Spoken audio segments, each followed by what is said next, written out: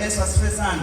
Kwa hiyo tunataka ajue ya kwamba lazima mshirika ujue mchungaji ni nani na anafanya nini na ana kazi gani, ana muhimu gani ndani ya kanisa. Haleluya.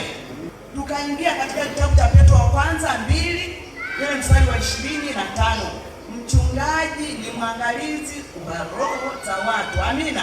Mchungaji ni msimamizi wa kanisa. Tukaona ni mwangalizi wa roho za watu, anaangalia kanisa, anaangalia ukuaji wa viroho vya watu, anaangalia ukuaji wa kanisa. Haleluya. Kwa hiyo tukajifunza mengi katika mstari huo. Anaangalia watu hawa wana kiasi gani mambo ya rohoni, wana kiasi gani hata mambo ya mwili anaangalia. Huyu hapa ana mahitaji haya, huyu hapa ana hili. Kwa hiyo anatuangalia. Bwana Yesu asifiwe sana. Na watu wanahitaji mchungaji. Tukaangalia Mathayo 9 mstari wa 35 hadi wa 36. Tukaona Marko 6:34. Maneno hayo, watu wanahitaji mchungaji. Kwa hiyo mchungaji ana kazi. Haleluya. Tukaziangalia kazi za mchungaji. Tukaziona kazi za mchungaji ni nyingi sana. Kwanza kuliangalia kundi.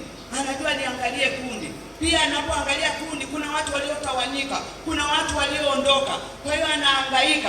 Kwa hiyo anachukua hatua kwenda kuwatafuta, kuwakusanya, kuwaleta ili wawe pamoja na wawe na mchungaji mmoja. Bwana Yesu asifiwe. Tukaangalia wajibu wetu kama kanisa. Sisi ni wajibu wetu kama kanisa kuwatambua watumishi wa Mungu. Lazima watambue na lazima uwaheshimu na lazima uwe mnyenyekevu. Bwana Yesu asifiwe sana. Nimeambiwa kwamba uwakumbushe watu hawa wawajue, wawatambue. Wathesalonike 5, Wathesalonike wa kwanza 5 mstari huo ukianzia wa 12, unaona ya kwamba uwatambue wale wanayojitabisha, wanayowaongoza, mkawastahi. Kwa hiyo siku hizi kanisa la leo halina namba hii, kwa sababu makanisa yako mengi. Utaenda hapa na yule pale anahitaji heshima, utabaki hapa anahitaji mtambue, umheshimu kwa viwango gani na unyenyekevu. Bwana Yesu asifiwe sana. Kwa hiyo ni wajibu wako wewe. Haleluya. Haleluya. Tukasema kuna hasara. Wengine wanapenda kushindana na watumishi wa Mungu, wamejipatia hatia, wamejipatia laana. Inasimama muda wanashindana na mtumishi wa Mungu. Huyo kamiminiwa mafuta, anamwakilisha Mungu kwenye madhabahu. Haipendezi ukawa unashindana na Mungu. Huyo unashindana na Mungu, maana ndio mwakilishi wa Mungu. Tulifundishana kwa kina kuhusu kuwanena vibaya watumishi wa Mungu. Tukaona ya kwamba katika kitabu cha Hesabu pale kuna maandiko yanasema ya kwamba Haruni na Miriam walienda wakakaa sehemu, wanasema ya kwamba Musa amefanya, Musa ametenda. Mungu alikuwa katikati yao na waona na kuwasikia. Bwana Yesu asifiwe. Kwa hiyo walipata adhabu, walihukumiwa kwa ajili ya vinywa vyao, kwa ajili ya maneno yao, walipata adhabu. Kwa hiyo jiepushe na jambo hilo, lisije likakuletea laana, likakuletea baraka. Haleluya. Hiyo ni wajibu wetu. Tukaona kwamba hapa ndipo tukae vizuri, ndipo tunapopotea, ndipo tunapoangamia. Haleluya. Kwa hiyo tukaona ya kwamba leo ni siku ya kuatia moyo, lazima tuwe wakarimu. Amina. Tukamuona Mtume Paulo kwa Wafilipi, hiyo siwezi kusoma, 4:14 mpaka 18. Tukaona ya kwamba Wafalme wa kwanza 4:8-17. Tunaangalia ukarimu kama kanisa. Kwa hiyo tunamuona hawa familia hii, familia ya Wafilipi, kanisa la Wafilipi, waamini wa Wafilipi ambao walikuwa wanamwamini Mungu na wameokoka. Kwa hiyo walichukua hatua ya kukusanya vitu vyao, wanampelekea Mtume Paulo, na Mtume Paulo akawabariki, akawatukuza sana, akasema Mungu awabariki. Vingine vilitoka kwa yule, vingine vilipatikana huku. Si kwamba nilikuwa sina, nilikuwa navyo vya kutosha, tena vimejaa na kumwalika, lakini nilitaka dala zenu zijae, nilitaka mbarikiwe, nilitaka muinuliwe. Bwana Yesu asifiwe sana. Kwa hiyo tunaona leo ndio siku njema, tunawatia moyo kwa neno la Mungu, tunachukua hatua, tunatoa vitu vyetu kumwambia asante Baba kwa kazi ngumu uliyoifanya, kwa mapito uliyoyapitia, kwa maumivu mengi, kwa majasho mengi. Tunatoa vitu na Mungu atakubariki. Bwana Yesu asifiwe. Hatapokea bila kumwaga baraka juu yako. Ni pale unapotoa. Nikasema ya kwamba sio mpaka Pastor Day, sio kwamba mpaka siku ya wachungaji, muda wowote na wakati wowote, hata kama ndizi, hata kama tikiti, tayari tunda linalinda afya yake. Haleluya! Kwani matikiti hatuli, tunalinda afya. Kwani matunda tuli, tunalinda afya. Hilo tikiti na hiyo ndizi ya 200 tayari kwake itakuwa gharama kwa ajili ya kukuombea, kwa ajili ya kukubariki. Haleluya!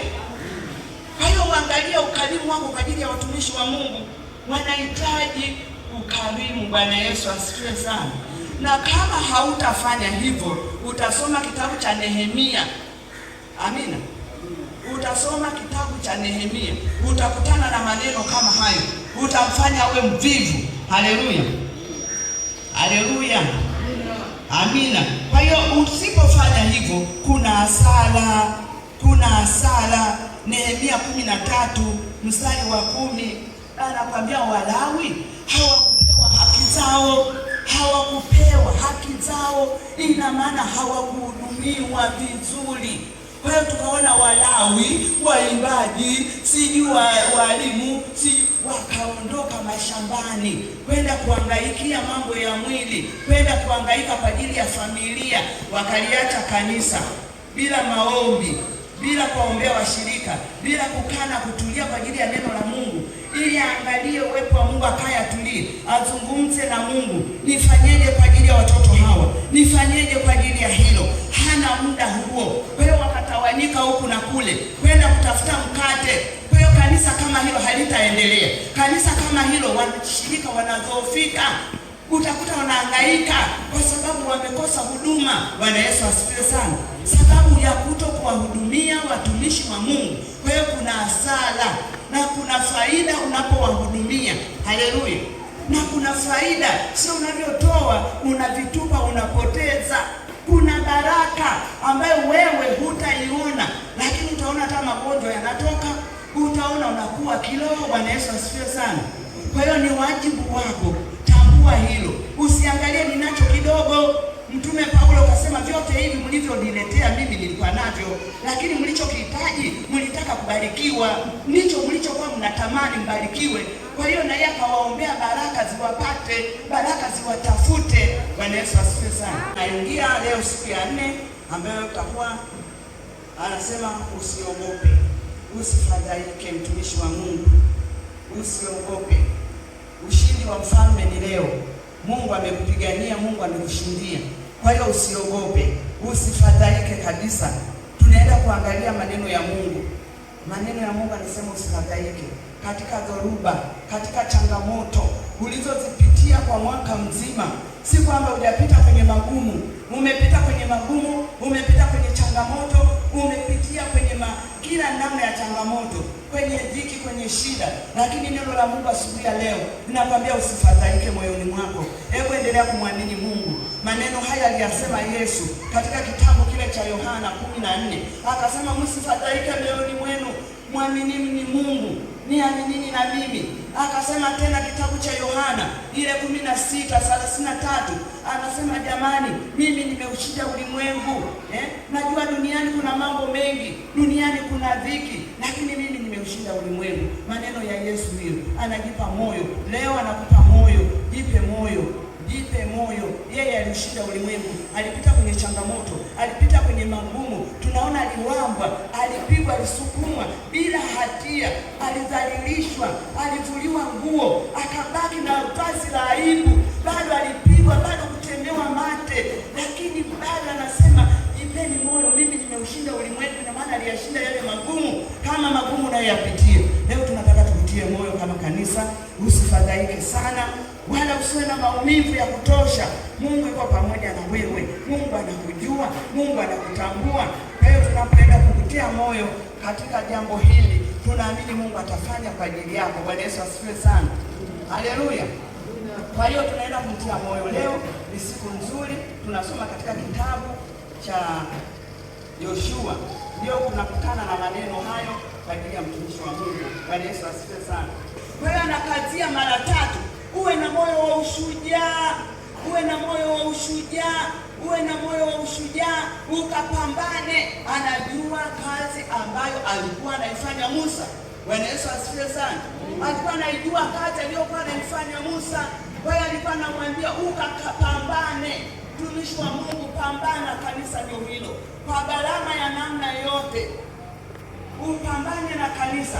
Bwana anaahidi ya kwamba atakuwa pamoja na wewe, hata kuacha.